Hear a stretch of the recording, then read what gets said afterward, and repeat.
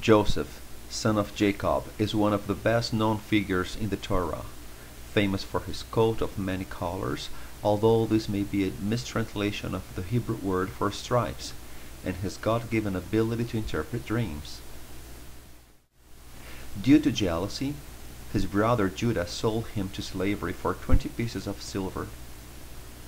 Eventually, he worked under the Egyptian official Potiphar, but was freed and became the chief advisor, or the vizier, of the Egyptian pharaoh, allegedly king either of the Hyksos era or, according to Kenneth Kitchen, the Middle Kingdom of Egypt.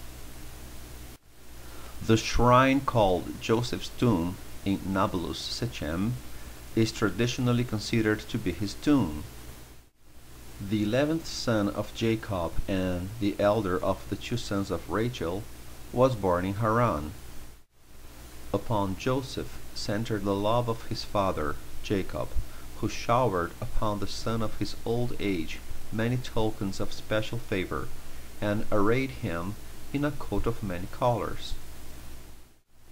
This favoritism, however, excited the envy of his older brothers, and Joseph increased their envy by telling them of two dreams which prognosticated his ruling over them. When a lad of 17, Joseph was sent by his father to inquire after his brothers who were pasturing the flocks in Shechem. He found them at Dothan, and when his brothers saw him approaching, they planned to kill him. Reuben, however, took his part and, in order to remove him from the fury of the others, advised them to throw Joseph into a pit. He intended to rescue Joseph and return him to Jacob later. According to one account, the brothers, while eating at some distance from the pit, sighted a caravan of Ishmaelites, to whom they decided to sell Joseph.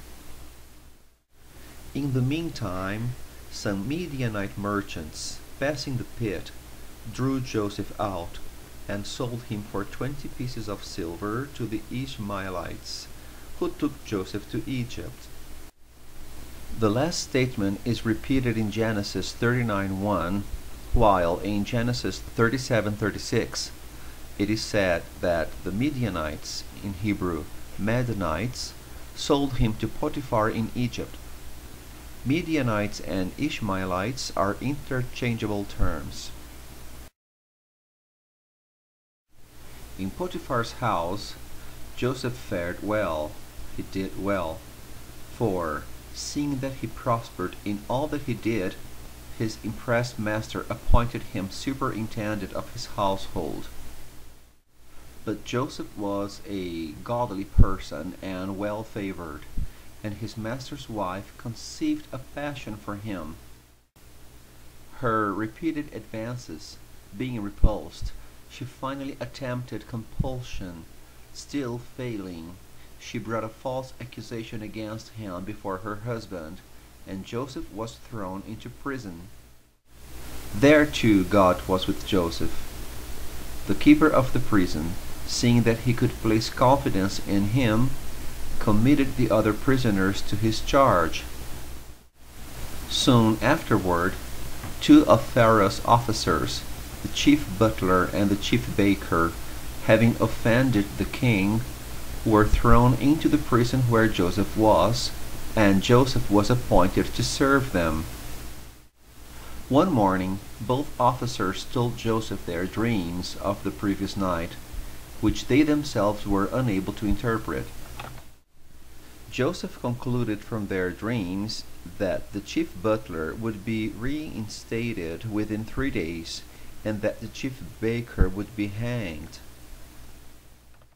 Joseph requested the chief butler to mention him to Pharaoh and secure his release from prison, but that officer, reinstalled in office, forgot Joseph.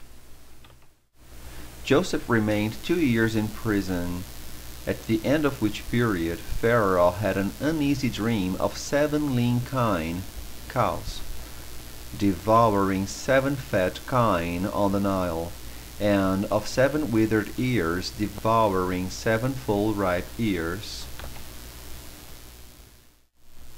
Great importance was attached to dreams in Egypt, and Pharaoh was much troubled when his magicians proved unable to interpret them satisfactorily.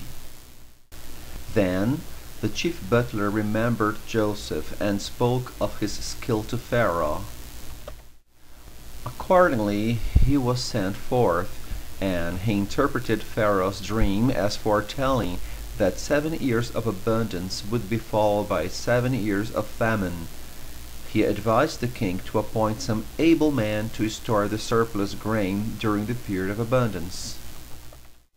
Pleased with his interpretation, Pharaoh made him viceroy over Egypt, giving him the Egyptian name of Zipnath-Paneah, and conferring on him other marks of royal favor. Shortly afterwards, Joseph was married by Pharaoh to Asenath, the daughter of Potipharah, priest of On, through whom he soon had 2 sons, Manasseh and Ephraim,